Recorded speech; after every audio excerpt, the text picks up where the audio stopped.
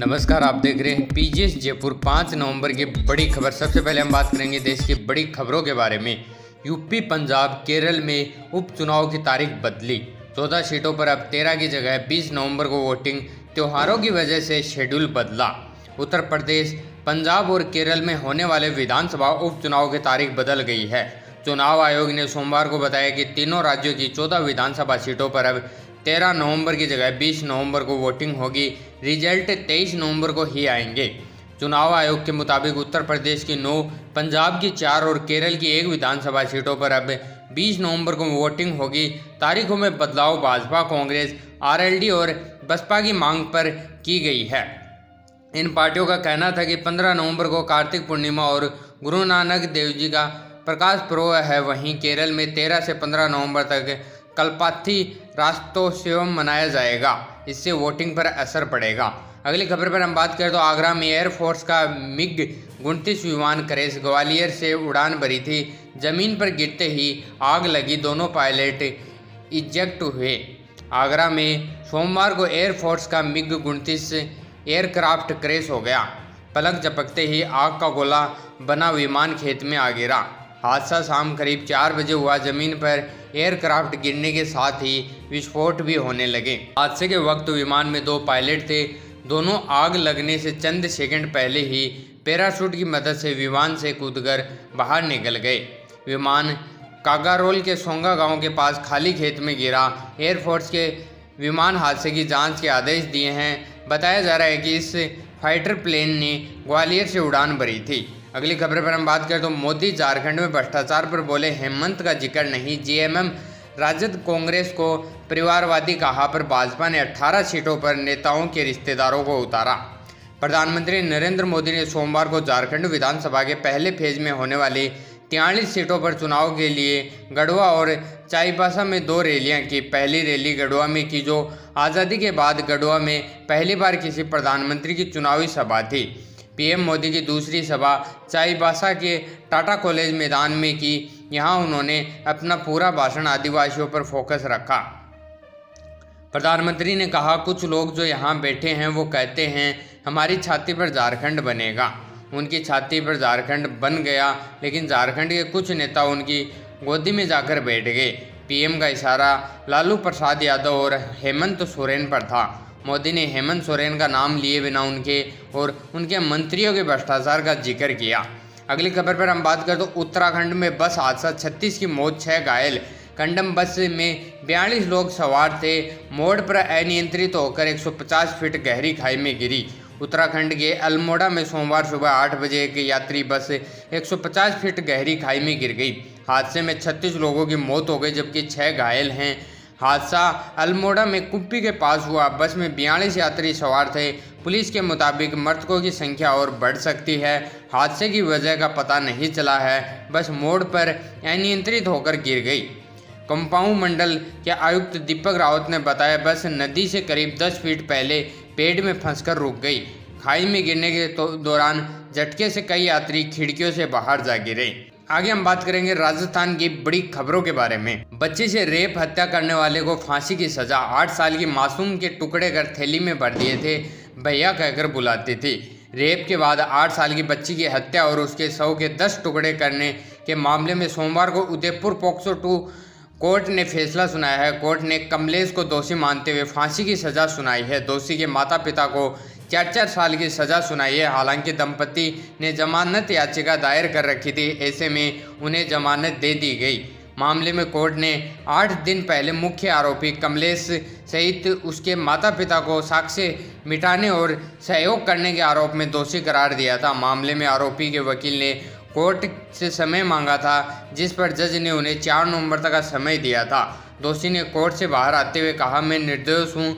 मैंने ये सब मेरे माता पिता को बचाने के लिए किया है। मुझ पर दबाव बनाया गया है। मैं हाई कोर्ट में अपील करूँगा। अगली खबर पर हम बात करें तो 10 से ज़्यादा कांग्रेसी नेताओं ने ज्वाइन की भाजपा। मदन राठौड़ बोले, उपचुनाव में विरोधी मानसिकता वाला व्यक्ति जीतेगा तो काम नहीं करा पाएगा।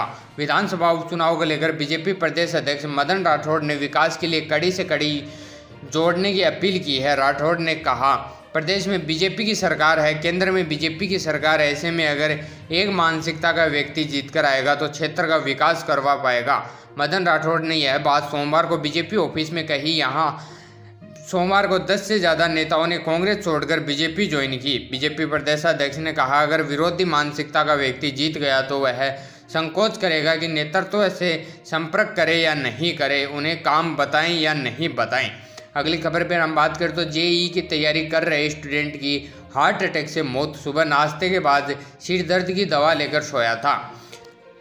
2 साल से कोटा में इंजीनियरिंग प्रवेश परीक्षा जेईई की तैयारी कर रहे 18 साल के स्टूडेंट की हार्ट अटैक से मौत हो गई। माँ उसे खाना खाने के लिए उठाने गई तो मुंह से झाग निकल रहा था। स्टूडेंट को अस्पताल ले जाया गया, जहां डॉक्टरों ने मौत का कारण साइलेंट अटैक बताया। घटना कोटा के जवाहर नगर थाना इलाके की है।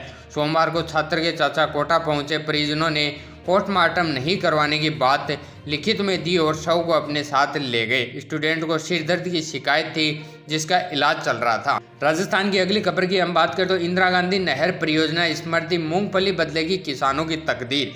पिछले साल की तुलना में 20% अधिक होगी आवक, बढ़ेगा एक्सपोर्ट। मूंगफली की फसल इस साल जिले की किसानों की तकदीर बदल सकती है। पिछले साल की तुलना में इस साल किसान करीब 20% मूंगफली की ज़्यादा आवक होने का अनुमान लगाए बैठे हैं।